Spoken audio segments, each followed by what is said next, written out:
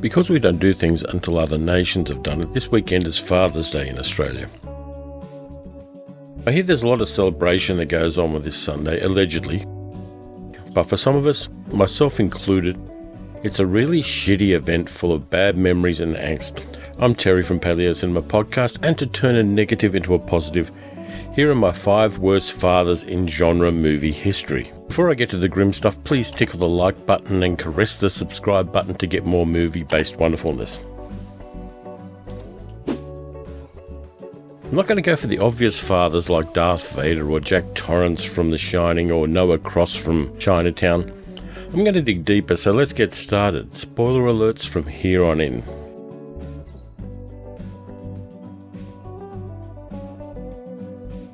You have to give Ego the Living Planet some props. Not only did he wander the universe knocking up all kinds of intelligent life, he then went on to kill the mothers and his own offspring in their millions because they didn't fulfill criteria he set out. He wanted kids who'd help him remake the entire universe in his image. When confronted by his last son, Peter Quill, aka Star-Lord, he not only pled for sympathy when telling Star-Lord he gave his mother brain cancer, but he used an obscure 1970s pop song to justify it. Compared to Ego, Darth Vader's just a whiny little wannabe who only destroyed one planet.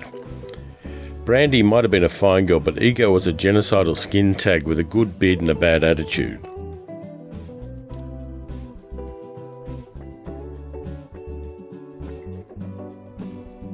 Contrary to popular theory, Frankenstein is the monster. His creation is an abused child.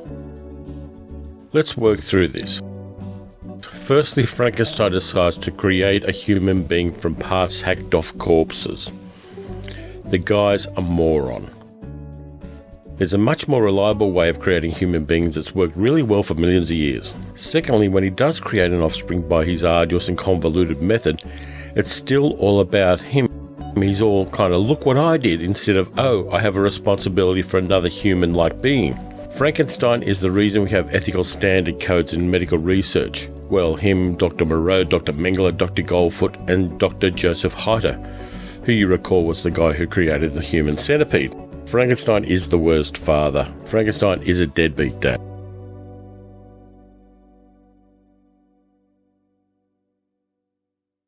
Vincent Price didn't play a parent very often in his career.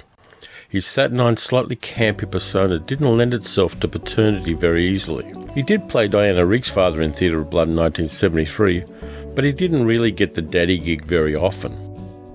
In the portmanteau film Twice Told Tales, based on stories by Nathaniel Hawthorne, in the second of the 3 stories, Rappaccini's Daughter, he plays a botanist who, to protect his daughter from the world, makes her poisonous to all life. While in her poison garden, Rappaccini's daughter Beatrice, played by Joyce Taylor, meets a young student, Giovanni, played by Brett Halsey, who sees her from a neighbouring villa.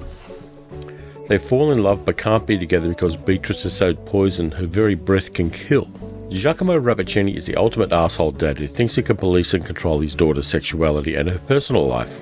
His daughter might have been poisonous, but Giacomo was toxic.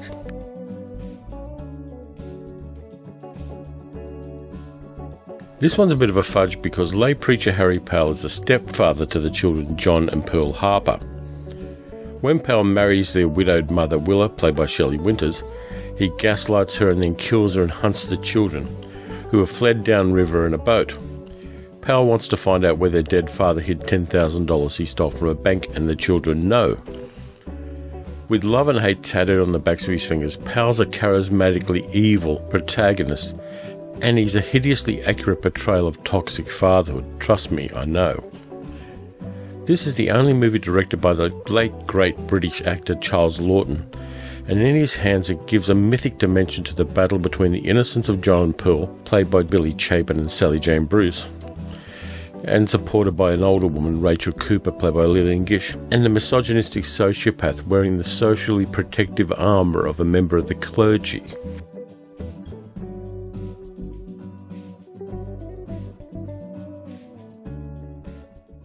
If you haven't seen Georges Franju's Eyes Without a Face, you really should. Horror movies don't get any more stylish and disturbing than this one. Dr. Genessier is a transplant surgeon. Wendy's daughter Christiane, played by Edith Scobb, has her face disfigured in a car accident, Genesier decides to get her a face transplant. To do this, he and his assistant Louise, played by Elie de Valley from The Third Man, kidnap beautiful young women in Paris. Genesier skins their faces for transplant material for Christiane. He and Louise then kill the disfigured women and dump their bodies in a river. But that's not the worst of it. Christiane's body repeatedly rejects the transplants and the skin rots off her face every time. Genesier repeats the operation time after time, ignorant to the psychological damage and agony his daughter feels.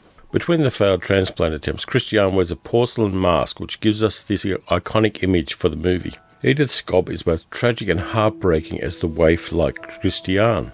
In the real world, France is now at the cutting edge, ouch, of successful face transplant surgery. Is it a coincidence? So there are my 5 bad dads in genre films. Leave a comment and let me know who are the bad fathers in cinema you love to hate. I'm always up for watching a good film I haven't seen before. Thank you for watching. Tickle the like button and caress the subscribe button and tap the bell icon if you enjoyed this video so you can be alerted when a new one comes out.